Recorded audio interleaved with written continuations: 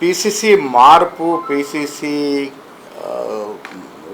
విషయాల్లో ఏఐసిసి తుది నిర్ణయం. నేను మా అధినాయకుడు రాహుల్ గాంధీ, ఖర్గే గారు, సోనియా గాంధీ గారు,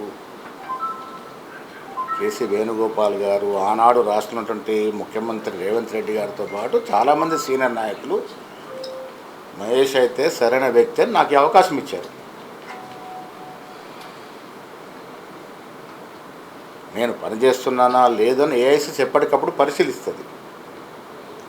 ఇది సందర్భం కాకపోయినా ఇవాళ ఏఐసిసి దృష్టిలో Telangana PCC the best and active పిసిసిగా ఉంది. ఇది కేసీ వేణుగోపాలే స్వయంగా కితాబ్ ఇచ్చిన సందర్భం.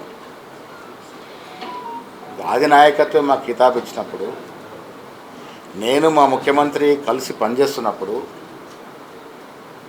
గిట్టని వారు ఇంకెవరు చాలా రకరకాల వారి అభిప్రాయాలు వ్యక్తపరుస్తారు. వాళ్ళ అభిప్రాయాన్ని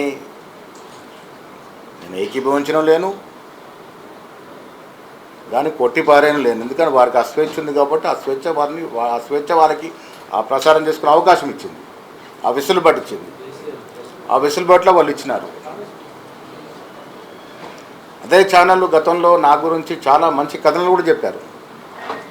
వస్తూ ఉంటాయి కదా సమయం, అన్నిటికీ సమయమే, సరైన సమయంలో ప్రతిదానికి జవాబు వస్తుంది.